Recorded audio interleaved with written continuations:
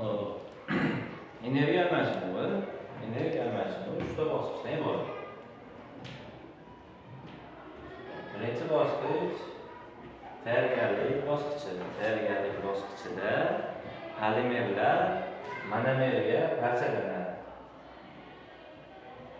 Masalan, polimer moddalarga nima? Oqsil. Monomer nima? Oqsilni ayniqsa. Ayniqsa. Nuklein kislotalarga nima? Tasvir deydi filmmi? Nukleotid. Yog'larga glitserin va yog' kislotalari. Yana nima bor? Uglevodlarga Glukoza. monosahar. Monosahar. Demak, tayyorgarlik bosqichida polimerlar monomerga parchalanish jarayoni sodir bo'ladi. Bundagi barcha hosil bo'lgan energiya issiqlik energiyasi sifatida tarqalib ketadi va juda oz miqdorda chiqadi.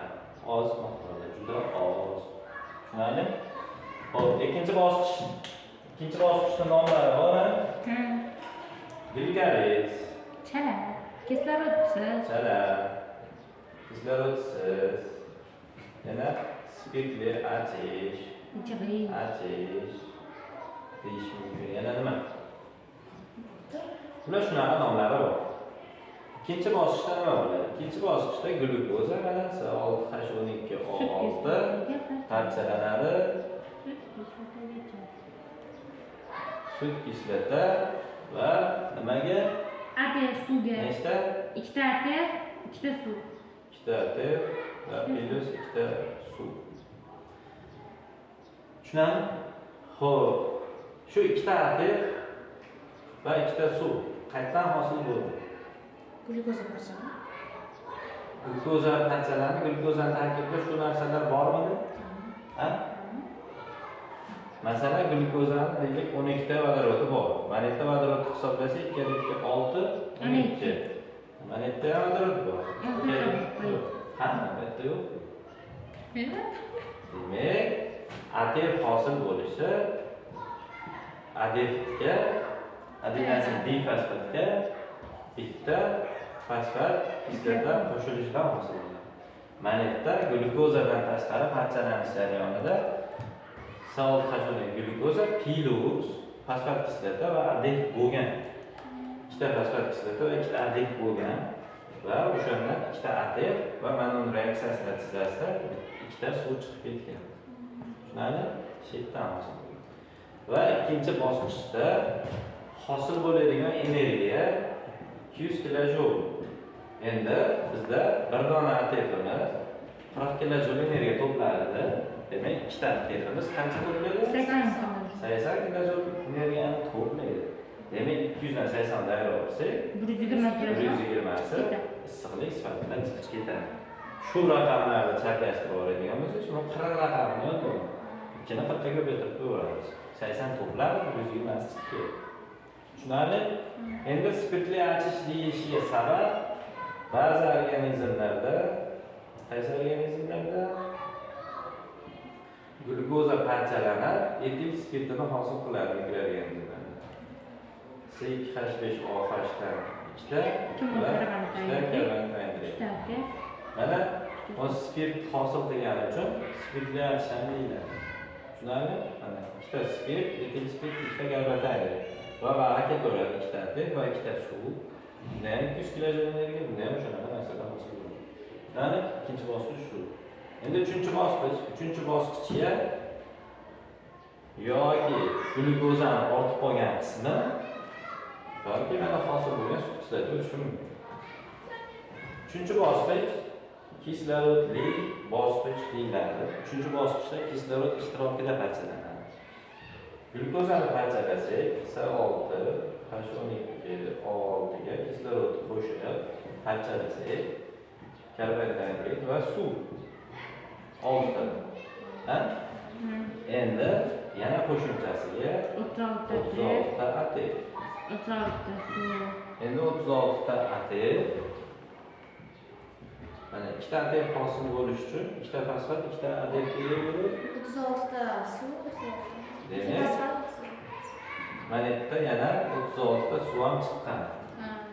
Bag'da bulardan tashqari 36 ta fosfat, 36 ta adef qatnashgan. Shu narsalarni ham so'rab qolish mumkin. Qancha fosfat kislota qatnashganini so'raydi. Tushunarli? Demak, mana 36 ta adef qatnashdi. Endi bunda energiya 2600 kilojoule energiya chiqadi. Endi 36 ko'paytirsak 1440 adefda to'plandi. Bundan ayirsak 1160 iqtisodiy sifatda chiqib ketadi. Shu 3-bosqichda parchalanishi. Endi glyukoza to'liq parchalansa bizga birinchi, ikkinchi, uchinchi bosqichlar hammasini qo'shsak bu to'liq parchalanish hisoblanadi. To'liq parchalanida qancha adef hosil bo'ladi desa 36 ga 2 ni qo'shamiz. 38 ta. 38 ta adef. Nechta suv desa, mana ikkita suv, mana 36 ta suv, mana 6 ta suv. 44 ta. Demak, jami 44 ta suv. Qancha energiya?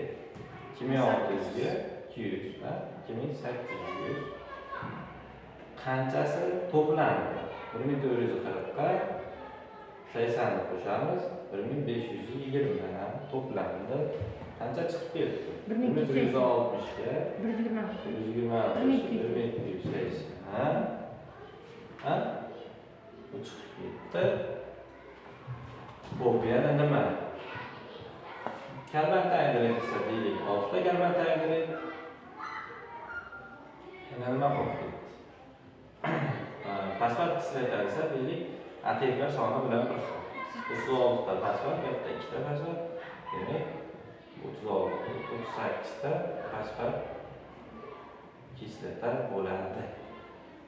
Endi foiz misolida olsak, masalan, necha foiz to'plandi desa, 80 ni 100 ga bo'ladigan bo'lsak, 40% adefda to'plandi ikkinchi bosqichda. Mana 40%, 60% issiqlik sifatida chiqib ketdi. Endi 1440 ga 2600 ga bo'lsak, bunda 55.4% to'plandi. 44.6 chiqib ketdi. Deyiladi. Xo'p, ikkinchi bosqich sitoplazmada bo'ladi. Uchinchi bosqich mitoxondriyada bo'ladi. Hujayralar qayerda bo'ladi? Deydigan bo'lsa, shu yerda bo'ladi. Endi o'simlik xloroplastida shu mitoxondriyaga nisbatan 30 barobar ko'p adef sintezlanadi. Mana bu tomonda mitoxondriyada deylik bitta adef sintezlanganda, xloroplastda o'simlikda o'shanda 30 ta adef sintezlanadi. Endi masalalar berishi mumkin. Masalan, jami bo'lib 62 ta adef sintezlandi, xloroplastda qancha, mitoxondriyada qancha deb beradigan bo'lsa, Mitoxondriyada 2 ta, xloroplastda 6 ta. shu 1 ga 30 ni qo'shib 31, 62 da qanchadir bir ikki qilib topib qo'yaveradi. Majburiyat bo'lishi oson. Endi sal murakkab masalalar bor, unda tenglab o'tamiz.